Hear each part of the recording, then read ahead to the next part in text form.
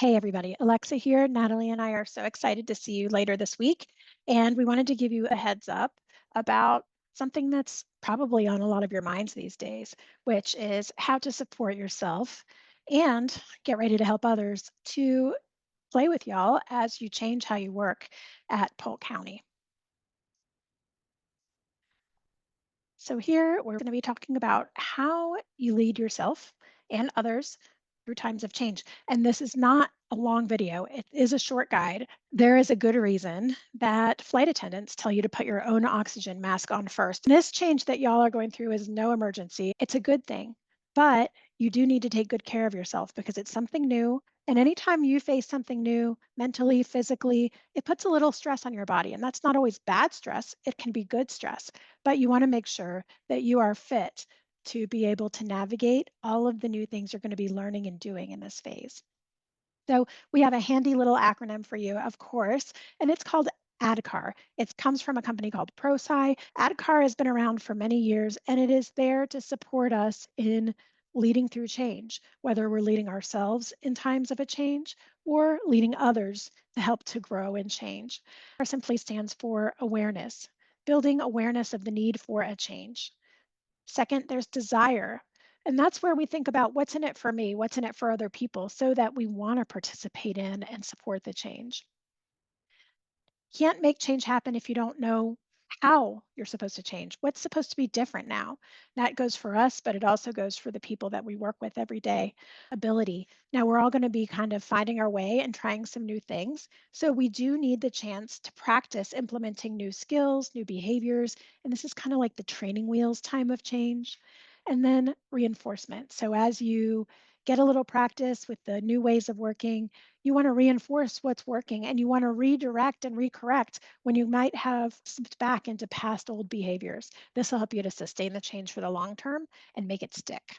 So I'm going to give you a couple of things I want you to ask yourself before we get together. First, this is all about you. We're not going to worry about changing others. We're first going to think about how do we need to be supported in this change? We're going to start with a little bit of awareness. And I'd like you to think about what you understand about why this change is happening and think about any questions you might still have. During the awareness phase, it's really normal to feel uncertain or maybe unclear. So think of the questions that you want to ask. You might notice yourself kind of filling in the gaps with assumptions. It's normal. People's brains fill in the gaps all the time.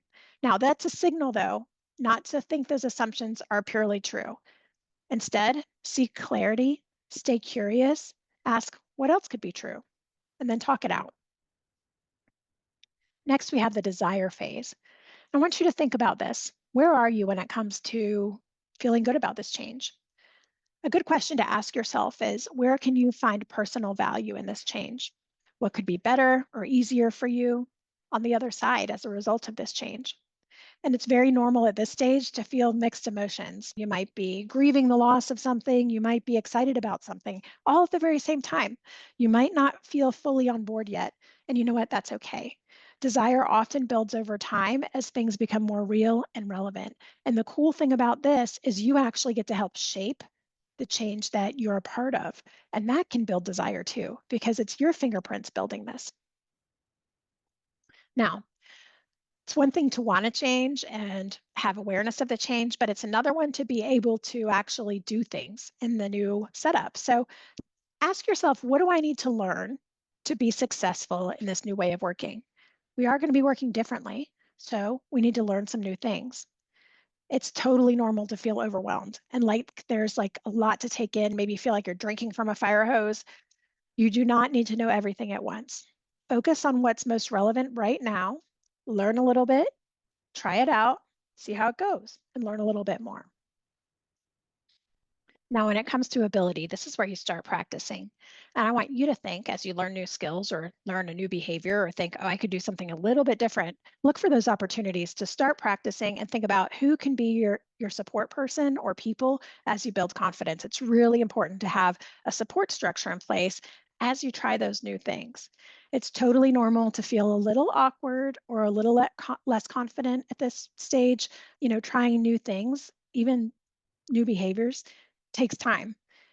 And I want you to remember that you're going to make mistakes. Mistakes are part of the process. It's important to notice them, Not beat yourself up, but use them as a point of learning. Talk about them with your team so maybe they can give you some tips on what they would do, or maybe you can help head off a mistake that they would make before they even make it. And that's amazing. That's what teams are for. So make sure you talk about what you're learning, the good, the bad, the ugly, as you practice building your ability of working in this new way. Then finally, this is where you feel like you've kind of made the change and things are starting to gel. This is a good thing to ask yourself, what progress am I seeing and how can I recognize or build on what's working? It's pretty normal to slip back into old habits at this stage, especially when things are stressful. So don't think that the change isn't working. It does mean that you do need to notice it and make a choice about stepping back into the new ways of working because reinforcement and consistency matter. This is also a great time to praise people that you see doing this well and even give yourself a little pat on the back. So we just talked a little bit about ADKAR, and we're going to have you think about these things as we talk about this amazing change that you're building together. And then we'll pivot so that you can help others to join you on this journey. Natalie and I are so excited to see you. We look forward to hearing from all of you and getting to be a part of this amazing process with you.